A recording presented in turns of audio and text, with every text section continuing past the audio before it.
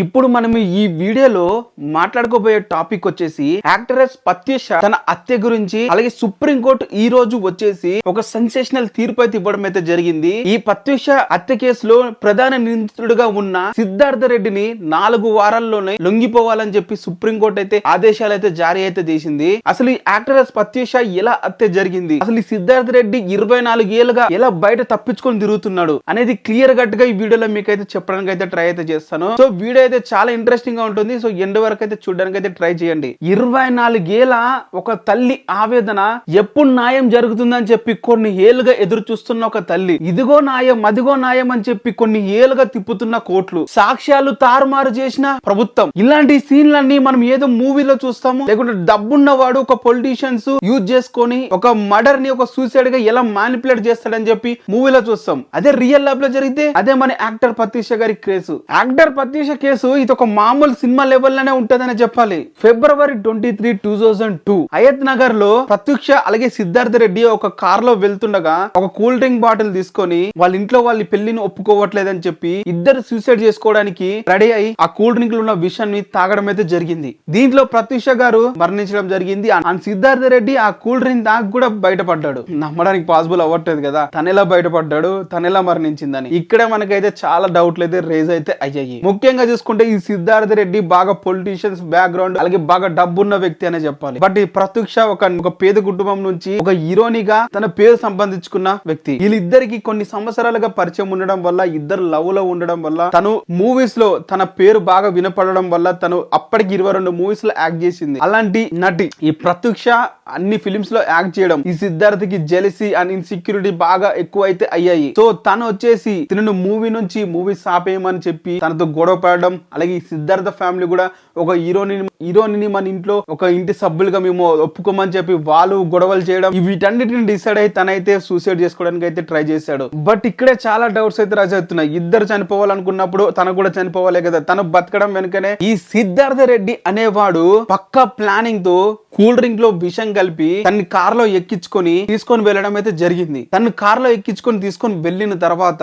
మన ఇంట్లో మన పెళ్లిని ఒప్పుకోవట్లేదని చెప్పి తను తాగినట్లు యాక్ట్ చేసి తనతో పూర్తిగా తాగించేసి సూసైడ్ అయితే చేసుకోవడానికి అయితే ప్లాన్ అయితే చేసుకున్నారు. సో ఆ సూసైడ్ చేసుకున్న తర్వాత ఈ సిద్ధార్థ రెడ్డిని 2004 లో అరెస్ట్ చేయడం అయితే జరిగింది. అంటే మన ఇండియా లా ప్రకారం సూసైడ్ చేసుకోవడానికి ప్రయత్నించిన ఇద్దరు వ్యక్తుల్లో ఎవరు బతుకున్నా కూడా తనకి ప్రేరేపించిన వాళ్ళిద్దరు అంగీకారంగా జరిగింది కాబట్టి బతికి బయటపడ్డాడు కాబట్టి తిననైతే అరెస్ట్ చేసే రైట్స్ అయితే ఉంటాయి. సో ఇప్పుడు వచ్చేసి 2004 లో తినైతే అరెస్ట్ చేయడం అయితే జరిగింది. సో తను అరెస్ట్ చేసి రిమాండ్ లో పెట్టడం జరిగింది. సో రిమాండ్ లో పెట్టిన తర్వాత తను వచ్చేసి అయితే హైకోర్టుకి అప్పీల్ అయితే చేసుకున్నాడు. బెయిల్ మీద బయటకు అయితే వచ్చేసాడు. సో తను బెయిల్ మీద బయటకు వచ్చేసి తన జీవితాన్ని యథావిధిగా కొనసాగించడం అయితే జరిగింది. 2009 లో ఈ కేసు కి అంటే ప్రత్యూష గారు ఓన్లీ సూసైడ్ అంటే విషమే తాగలేదు, తన వెనుక పెద్ద హత్య కూడా ఉంది అని చెప్పి ఆ రిపోర్ట్లు, అటాప్సీ రిపోర్ట్లు గానీ లేకుంటే తను ఏదైతే ఆ రోజు ఇన్సిడెంట్ జరిగినప్పుడు వేసుకున్న వస్త్రధారణ గానీ అవన్నీ కూడా కనిపించకుండా మాయం అయితే చేశారు. అండ్ ఇప్పుడు అటాప్సీ రిపోర్ట్ లో కూడా తారుమారు చేసిన ఈ ఎవరైతే పర్సన్స్ ఉంటారో వారు 2009 లో మరణించడం జరిగింది. 2011 లో ఈ కేసు అయితే మళ్ళీ అయితే ఈ ప్రత్యూష గారి మదర్ వల్ల బయటకైతే రావడం జరిగింది. సుప్రీం కోర్టులో అప్పీల్ చేయడం వల్ల తనకి మళ్ళీ అయితే రిమాండ్ లో అరెస్ట్ చేసి పోలీసులు అయితే తీసుకుని వెళ్ళడం జరిగింది. సో మళ్ళీ 2011 లో మళ్ళీ తను సుప్రీం కోర్టులో పిటిషన్ వేసి మళ్ళీ బెయిల్ మీద అయితే బయటకు వచ్చేసి ఇప్పటికి 14 ఏళ్ళుగా తను అమెరికాలో సెటిల్ అయితే అవ్వడం అయితే. సో ఈ రోజు వచ్చేసి సుప్రీం కోర్టు నువ్వు వేసిన పిటిషన్ చెల్లదు అని చెప్పి 14 ఏళ్ల తర్వాత నువ్వు వెంటనే ఇండియాకు వచ్చి లొంగిపోవాలని చెప్పి తీర్పునైతే ఇవ్వడం అయితే జరిగింది. ఒక హత్య జరిగిన తర్వాత లేదు ఒక సూసైడ్ చేసుకున్నారు జరిగిన తర్వాత దాని మీద న్యాయం జరగడానికి తనను అరెస్ట్ చేయడానికి జైల్లో పెట్టడానికి ఫస్ట్ 5 ఏళ్ల శిక్ష అన్నారు. 5 ఏళ్ల శిక్ష కాస్త ఆ రిమాండ్ తో ఆ 1 మంత్ రిమాండ్ తర్వాత తను తీసుకున్న బెయిల్ ద్వారా బయటకైతే వచ్చేస్తాడు. ప్రతిసారి కూడా అరెస్ట్ చేయడం, తను బెయిల్ తీసుకోవడం, బయటకు వచ్చేయడం. ఇప్పుడు కూడా తన సుప్రీంకోర్టు ఇచ్చిన ఆదేశాల ప్రకారం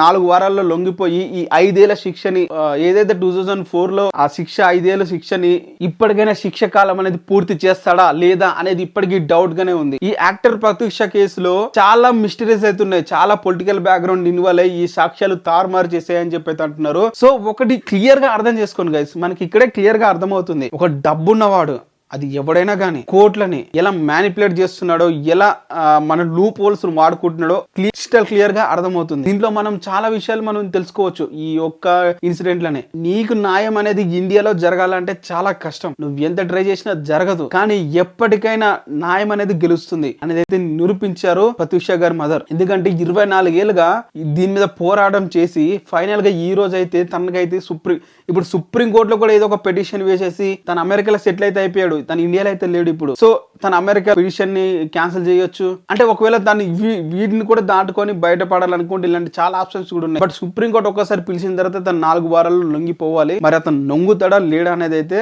మరి కోర్టు దీన్ని ముందుకు తీసుకెళ్లి తనకి ఏదైతే కోర్టు ఇచ్చిందో 5 ఏళ్ల శిక్షని తను శిక్షకాలం గడపాలని చెప్పి అయితే కోరుకుంటున్నాను. మరి మీరేమంటారు దీని మీద? తను బయటపడడం గల రీజన్స్ వచ్చేసి ఇద్దరు కూడా సూసైడ్ చేసుకుందామని అనుకున్నారని ఒక రీజన్ తో బయట అయితే పడుతున్నాడు. బట్ మర్డర్ చార్జెస్ అయితే ఇంకా తన మీద అయితే లేవు. ఇనిషియల్ గా వాళ్ళ తల్లి ఆరోపిస్తున్న మాటలు మాత్రం చూస్తే మాత్రం తినను ఫోర్స్ఫుల్ గా ఒక హౌస్ లోకి తీసుకెళ్లి గ్రూప్ ఆఫ్ వ్యక్తులు కలిసి రేప్ చేసి తనైతే సూసైడ్ అంటే ఆ విషం తాగి తనైతే తీసుకొని వెళ్ళడం జరిగిందని చెప్పి అయితే ఆరోపిస్తున్నారు. బట్ ఎటువంటి సాక్ష్యాలు లేకపోవడం వల్ల, నేను చెప్పాను కదా సాక్ష్యాలన్నీ తారుమారైతే చేశారని చెప్పి, గట్టి సాక్ష్యాలు లేకపోవడం వల్ల తనైతే ఇంకా బయట తిరుగుతున్నాడు అని చెప్పాలి. లేకుంటే ఈ మర్డర్ చార్జెస్ లో మినిమం జీవితకాలం పడవచ్చు. బట్ ఇప్పుడు అది పడదు. ఎందుకంటే తన మీద పడ్డ చార్జెస్ అయితే ఇవే. మర్డర్ జరగడానికి, తను ప్రాణాలు పోవడానికి గల కారణమైన ఒక రీజన్ తో తను అయితే అరెస్ట్ చేస్తున్నారే తప్ప తను మర్డర్ చేశాడని చెప్పి ఇప్పటికి అరెస్ట్ అయితే చేయట్లేదు. మరి దీనికి వెనకున్న రీజన్స్ ఏంటో, అసలు పూర్తిగా ఇన్వెస్టిగేషన్ ఇంకెప్పటికి ఆ సాక్ష్యాలు బయటకు వస్తాయి అనేది అయితే క్లియర్ గా అర్థం అవ్వట్లేదు. సో ఇది నా ఒపీనియన్ దీని మీద. మరి మీరేమంటారు దీని గురించి కింద కామెంట్ అయితే చేయండి. ఎవరైనా కొత్తగా వీడియో చూస్తున్నట్లయితే ఫాలో అయితే కొట్టండి.